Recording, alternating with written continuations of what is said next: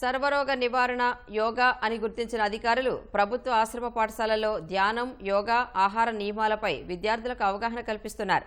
ఇందులో భాగంగా అల్లూరు జిల్లా పాడేరులో collector Dinesh Kumar, ITDA PO అభిషేకులు యోగా గురువు పతంజలి శ్రీనివాస్ను తీసుకొచ్చి యోగాపై విద్యార్థులకు శిక్షణ ఇస్తున్నారు.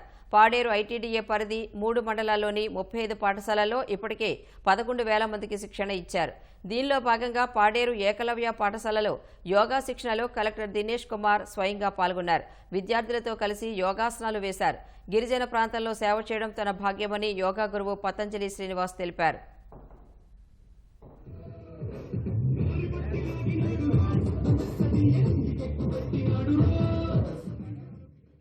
సో ఇవాళ ఈఎంఆర్ఎస్ పాడేరు ఉంటున్న పిల్లలతో యోగా ప్రదర్శన చేయడం జరిగింది. సో వాళ్ళకి నిన్న ఈవినింగ్ నుంచి సూర్య నమస్కారము plus basic warmup, strengthening exercises అని కూడా ఇక్కడ ఒక యోగా గురు Patanjali Srinivas and his team members వాళ్ళతో చేర్చడం జరుగుతుంది.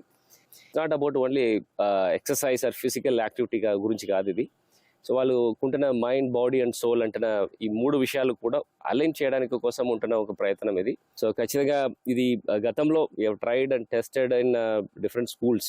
ఫస్ట్ పే ఉన్నప్పుడు రంపచోడవరంలో స్టార్ట్ చేసి దీనికి ఉన్న మ్యాజికల్ పవర్స్ ఐడెంటిఫై చేయడం జరిగింది.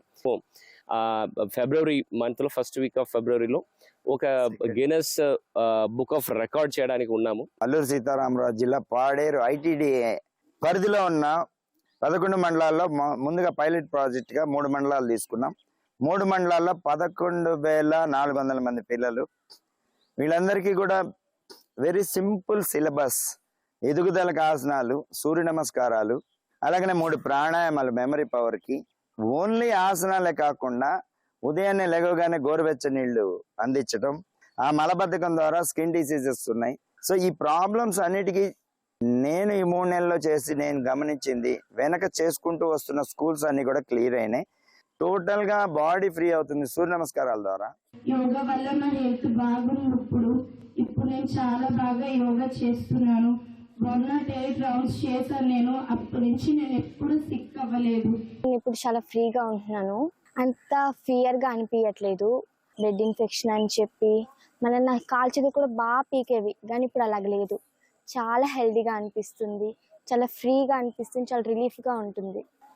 ఇదంతా యోగా వల్లే అని నేను నమ్ముతున్నాను. యోగాలో చాలా మంచి చిట్కాలు కూడా చెప్పారు సారు. అక్కడ మార్నింగ్ లేచి వాటర్ తాగాలని చెప్పారు.